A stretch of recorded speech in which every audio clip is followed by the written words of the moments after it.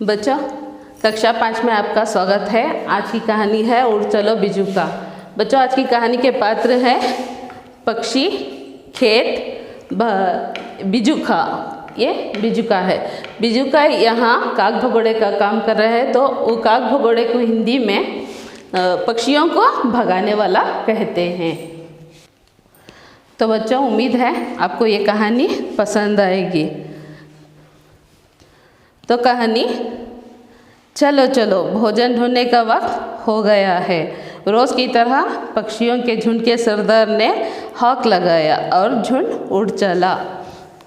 खेतों की और फसल काटने का समय था। सारे खेत पकी फसल के साथ शान से लहरा रहे थे। इसका मतलब है झुंड। पक्षियों के सरदार ने हॉक लगाया। हॉक लगाया मतलब आवाज़ दिया, चलो चलो भोजन ढूंढने का वक्त हो गया अभी। तो सभी चले।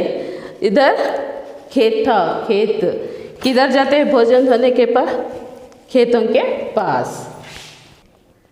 पक्षियों का एक दल रोज़ की तरह बिरजू काका के खेत की तरफ चल पड़ा। पक्षियों का दल रोज़ की तरह बिरजू काका के खेत की तरफ चल पड़ा। बिरजू काका के खेत मानो सोना उगल रही थी।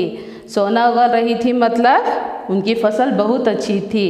बिरजू काका के खेत की फसल बहुत अच्छी थी और रखवाली करने वाले थे काका अकेले।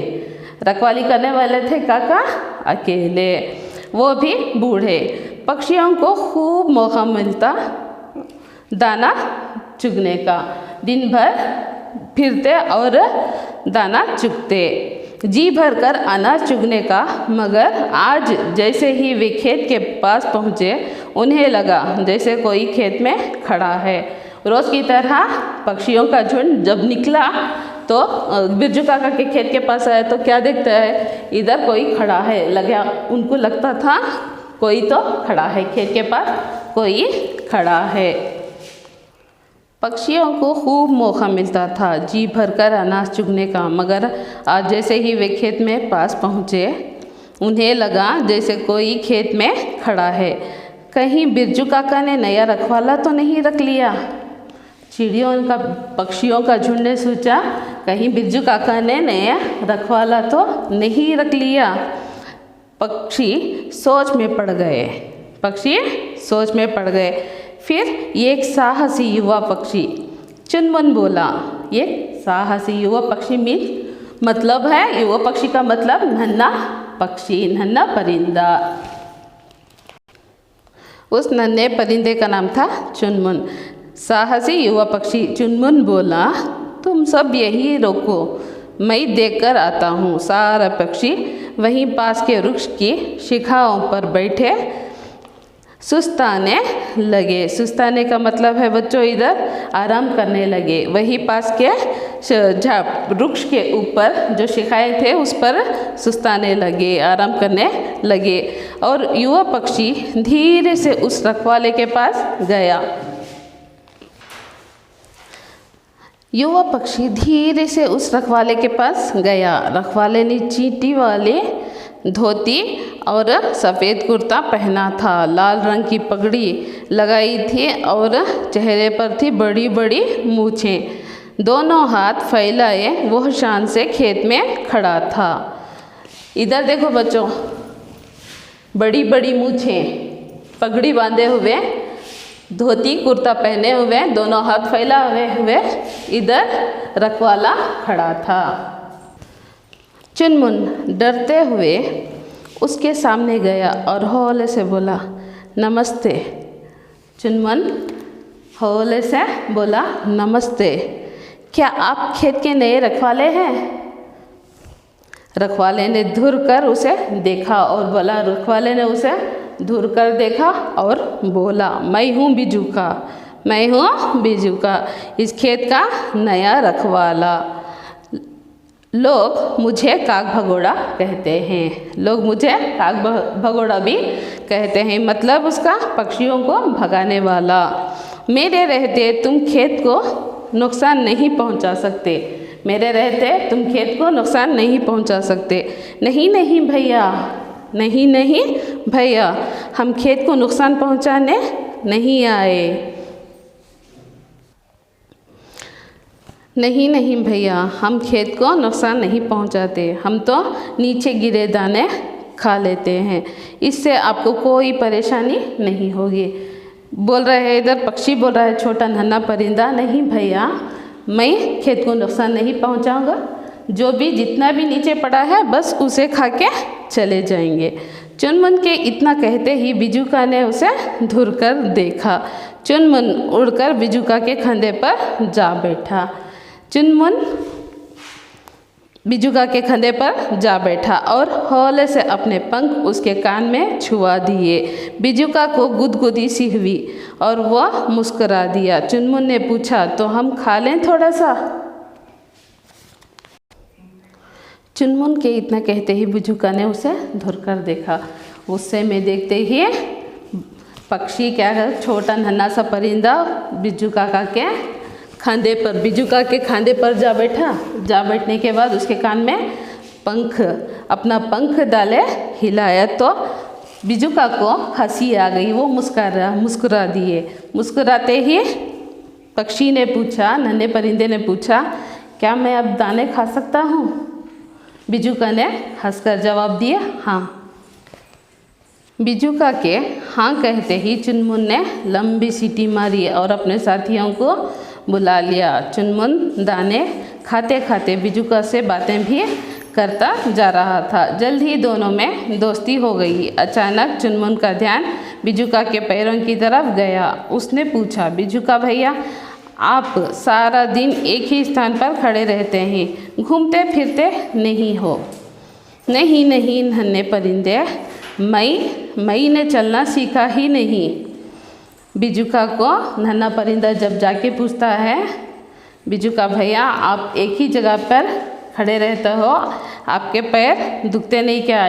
पूछने के बाद बिजुका बताता है, नहीं नहीं नन्हे परिंदे, मैंने चलना ही सीखा नहीं। अरे कोशिश करो तो आप उड़ना भी सीख सकते हो। अरे कोशिश करो तो आप उड़ना भी सीख सकते हो। चुनमुन उत्साह से बोला, बस पंखों की जगह हाथ फैलाए, एक पाँव बढ़ाएं, शरीर को ऊपर खींचे और उठ जाइए धरती से ऊपर। तभी चुनमुन को सरदार की आवाज़ सुनाई दी। वो पक्षियों को वापस आने का संकेत दे रहे थे। मैं आपको कल उड़ना सिखाऊंगा, फिर जल्दी ही आपको उड़कर सारी दुनिया दिखा सकूंगा। कहकर चुनमुन तो उड़ गया, मगर बिजुका को सोचने के लिए विवश कर गया।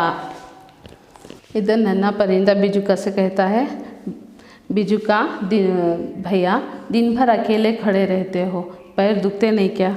पूछने के बाद बिजुका कहता है, मुझे चलना नहीं आता, मैं क्या करूं? तो नन्हा परिंदा उनको उड़ना सिखाता है।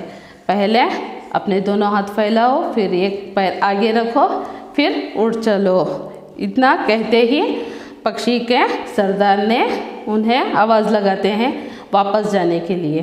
तो वो परिंदा इतना कहते ही नन्हा परिंदा उड़ जाता है, मगर बिजुका को सोचने के लिए विवश कर देता है, मजबूर कर देता है सोचने के लिए, क्या मैं उड़ सकता हूँ? क्या मैं भी उड़ सकता हूँ? क्या मैं भी उड़ पाऊँगा? दूर दूर तक सारी दुनिया को देख पाऊँगा? उसने धीरे से एक पाँव आगे बढ़ाया, शरीर को खींचा, हाथ फैलाया और ये कहा, ये क्या? वाह, वह तो सचमुच उड़ रहा था। खेतों के ऊपर जंगल, नदी, पहाड़ पार करता नए नए लोग मिले, नए नए जानवर दिखे। बच्चे उसे उड़ते देख खुश हो रहे थे।